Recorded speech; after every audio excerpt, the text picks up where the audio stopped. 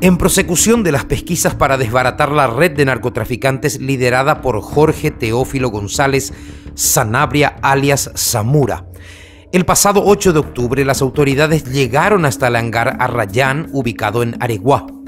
En el sitio fueron halladas varias aeronaves y un helicóptero comploteado perteneciente a la policía de la provincia de Buenos Aires, Argentina. Pero lo que parecía otro procedimiento antidrogas más, tomaría un rumbo hasta este momento insospechado. Entre los objetos recogidos de la aeronave con matrícula ZP-BMM, los intervinientes se toparon con un cuaderno de tapa amarilla cuyo contenido y las conclusiones que de él se desprenden nos introducen a conocer lo que, por lo que ahí se lee, sería la agenda financiera y estratégica de uno de los partidos políticos más importantes de nuestro país. La agenda del Frente Guazú y el plan del Grupo de Puebla en Paraguay. 8 de octubre del 2020, los fiscales redactan de puño y letra el acta de levantamiento de evidencias. En ella puede leerse el hallazgo de un cuaderno que de manera resaltada y separada destaca un número de teléfono con las iniciales FA. Más adelante regresaremos a ese número que ahí figura. En una página nombrada como Actividades para el 9 de julio del 2020, en los puntos 12 y 13 se citan dos actividades, las que podrían estar vinculadas de una u otra manera. En primer lugar, se destaca una reunión que debía realizarse el miércoles 15 de julio del 2020 a las 16:30 horas con el embajador ruso en Asunción. A continuación se lee Eduardo Valdés, insumos médicos. Se trataría del diputado kirchnerista cercano al presidente y a la vicepresidenta de Argentina. Aquí podemos ver a Eduardo Valdés en Argentina, acompañado entre otros por el senador Fernando Lugo, Cristina Fernández de Kirchner y por Alberto Grillón, luego de la reunión en la que se colocaron las bases de lo que hoy es conocido como el Grupo de Puebla, sustituto del Foro de San Paulo. La mención a Eduardo Valdés sobre insumos médicos parece confirmarse el 31 de julio porque la prensa informaba que la senadora Esperanza Martínez dijo que Fernando Lugo había gestionado la donación de tales insumos ante el gobierno de Argentina. Según una fuente consultada por este periodista, el diputado Eduardo Martínez gestionó una reunión entre Vladimir Putin y Alberto Fernández, la que en ese momento no pudo concretarse. Es decir, estamos hablando de una persona de altas conexiones. Pero avancemos en las páginas de la agenda. En una hoja donde aparece escrito Actividades para el 20 de julio del 2020, en el tercer y cuarto punto, hablan de Igor. Probablemente se refieren a Igor Varlamov, el número 2 de la Embajada de Rusia en Asunción, ya que mencionan a Lara Castro vinculando ese nombre a la reunión. Recordemos que hubo un canciller del gobierno de Lugo, Jorge Lara Castro, que fuera condecorado por el gobierno ruso de aquel entonces. Hasta aquí estamos leyendo anotaciones y puntos sueltos, algunos de los cuales podrían guardar relación entre sí. Pero esto empieza a cobrar sentido con lo que leeremos a continuación. La vacuna rusa. En los puntos 15 y 16 se nombra a los siguientes empresarios paraguayos: Oscar Vicente Scaboni y Gustavo Saba, el primero vinculado al rubro farmacéutico y el segundo a la importación, la industria, sector inmobiliario, entre otros.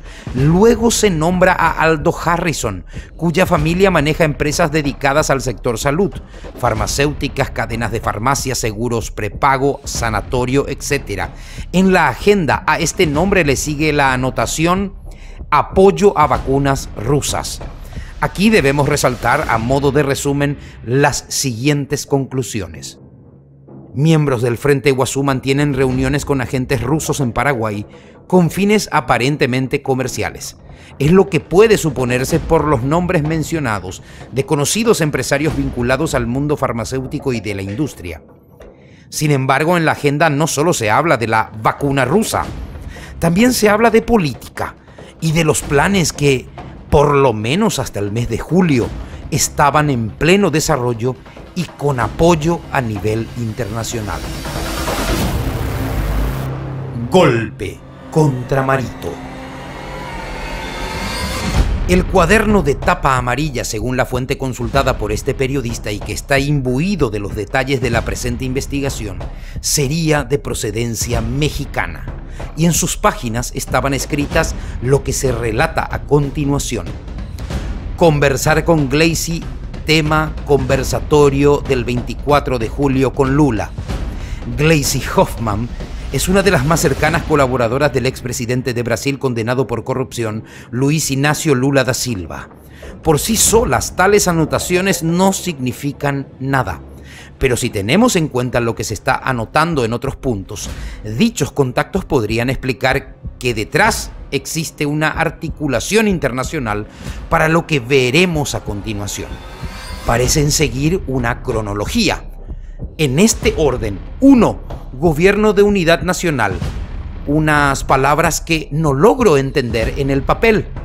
En el mismo punto sí logro comprender la frase educación en el marco cicatriz. 2. Se va Marito y el vice. Renuncia por demolición. 3. Nueva denuncia HC en Brasil. Por lo visto manejan información privilegiada que le informa al Frente Iguazú que ya había o que estaba por haber una nueva denuncia contra el expresidente Cartes. 4. Juicio político a los dos. 5.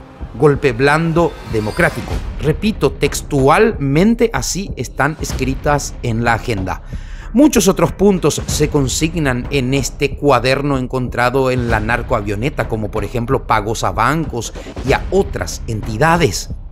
En concreto, de lo escrito aquí, trasluce como telón de fondo un fluido contacto de personas del Frente Iguazú con referentes del Grupo de Puebla, en coincidencia con una serie de acciones que parecen responder a un plan que busca desestabilizar políticamente al gobierno o aprovecharse de su debilidad para empujar su caída.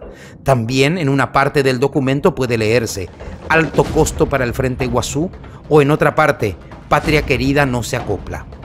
A este periodista no deja de llamarle la atención la cronología. El gobierno de Unidad Nacional, luego juicio político y luego nueva denuncia contra HC en Brasil, como si tal hecho debería de producirse para provocar un hipotético escenario que desencadene la caída del actual gobierno. Números telefónicos. En la agenda aparecen los siguientes números telefónicos: 0983 439 449. El mismo pertenece a Drago Soljancic Mora, asesor parlamentario del Frente Iguazú, asignado al despacho del senador Jorge Querey. El 0981 434 063. Este número pertenece al abogado Julio Darío Cabral Bobadilla, quien también se desempeña como asesor parlamentario asignado al Frente Iguazú. Fue candidato número 2 a diputados por Central detrás de Luis Pacielo Lacasa, emparentado con Fernando Lugo. El número 021-201-104 figura a nombre de una mujer que no parece tener vínculo alguno con la política. ¿Te acordás? Al principio de este relato te dije que volveríamos al número anotado de manera separada en la agenda. Se trata del 0961-713-236. Pertenece a Fátima Rayo. El acceso de esta mujer a los más altos niveles del poder de la izquierda latinoamericana es asombroso. La vemos con Maduro, Diosdado Cabello y muchos otros. Como actividad profesional en la política, ingresó como funcionaria de la Municipalidad de Asunción en tiempos de Carlos Virisola. Cuando este fue al Ministerio del Interior, Fátima Rayo fue a ese ministerio. Por lo que se ve en sus redes sociales, es una fanática militante del chavismo y de movimientos de izquierda más radicalizados. Y volviendo a sus fotos y posteos, ensalzando a Diosdado Cabello, pasando porque figura en una agenda hallada en un narcoavión, cabe recordar que los jerarcas del gobierno de Maduro son frecuentemente vinculados como cabecillas del cartel de los soles, dedicado al narcotráfico internacional. Actualización de último momento. En entrevista concedida a Mina Feliciangeli en Monumental AM este 14 de octubre del 2020, Alberto Grillón reconoce que la agenda a la que nos estamos refiriendo le pertenece. Esta agenda es tuya, este cuaderno. Sí. Exactamente. Yo resulta que viajamos con Miguel María en su avión, ¿verdad? Que tenía ahí en ese aeropuerto Rayanes. Llevé un cuaderno, porque yo no ando con eso, yo soy papelero. Muchas más cosas y más datos figuran en esta agenda. En la presente investigación fiscal, seguramente se irán conociendo más detalles y los investigadores irán respondiendo a las principales preguntas que surgen de todo esto. ¿Por qué la agenda, donde se detallan actividades y planes financieros y políticos que incluyen esfuerzos coordinados para hacerse de los beneficios de la vacuna rusa, aparecen en una avioneta y en un hangar utilizados aparentemente para el narcotráfico? ¿Por qué volar en aviones cuyas rutas no están declaradas debidamente, pudiendo hacerlo abiertamente de manera transparente y declarada? ¿Cómo es que saben o suponen que habrá o ya existe una nueva denuncia contra el expresidente Cartes en Brasil?